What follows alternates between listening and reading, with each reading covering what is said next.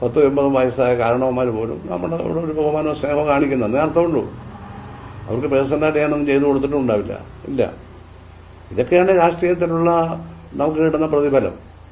അല്ല MLA ശമ്പളമോ പെൻഷനോ മാത്രമല്ല. 35,000 രൂപയാണ് പെൻഷൻ കിട്ടുന്നത്. ഡൽഹിയിൽ ഇരിക്കുന്ന KV തോമസിന് 12 ലക്ഷം രൂപ യാത്ര ചെലവ് മാസം, 2 ലക്ഷം 3 ലക്ഷം രൂപ ശമ്പളം മാസം. അയാൾക്ക് കോളേജ് പ്രൊഫസറുടെ pension, MLA pension, MP pension, പിന്നെ ഈ ശമ്പളവും. ഒരു മാസം എത്ര ലക്ഷം രൂപയ്ക്ക് കിട്ടും? ഇത് പുഴുക്കത്തില്ലോ? എന്തിനാ ഇത്രയും പൈസ?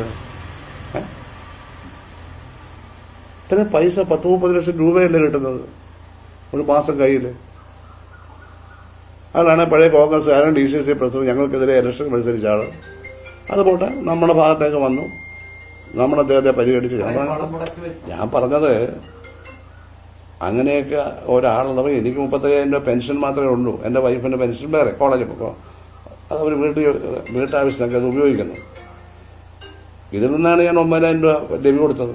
ഞാൻ കൊടുത്തു, അതെന്റെ പാർട്ടി പോകുന്നു. അല്ല, അയാൾ ഡൽഹിയിലല്ല, അയാൾക്ക് അത് ഞാനൊന്നും ധാരണപ്പെടുന്നത്. ഞാൻ എന്റെ കാര്യമാണ് പറഞ്ഞു. അയാള് ഫ്ലൈറ്റിൽ പോയി വരണ്ടേ? ഒരു മാസം ഒരു 10 തവണ പോവുകയാണെങ്കിൽ രൂപ എത്ര ആവും?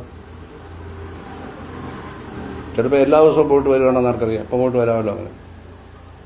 അപ്പം അതിന് ചിലവുണ്ട്.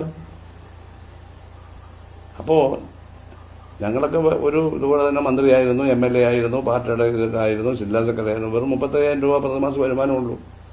അത് MLA ആയതുകൊണ്ടല്ലേ? അതും കാണത്തില്ല. MLA അല്ലായിരുന്നു എനിക്കൊരു വരുമാനം ഉണ്ടാവില്ലായിരുന്നു. ഞങ്ങൾക്ക് അതിലൊന്നും ഒരു വിഷമമില്ല എന്ന് പറയുകയാണ്. ആർക്കും കൊടുത്തതിനുമില്ല. ഞാൻ പറയുകയാണ്,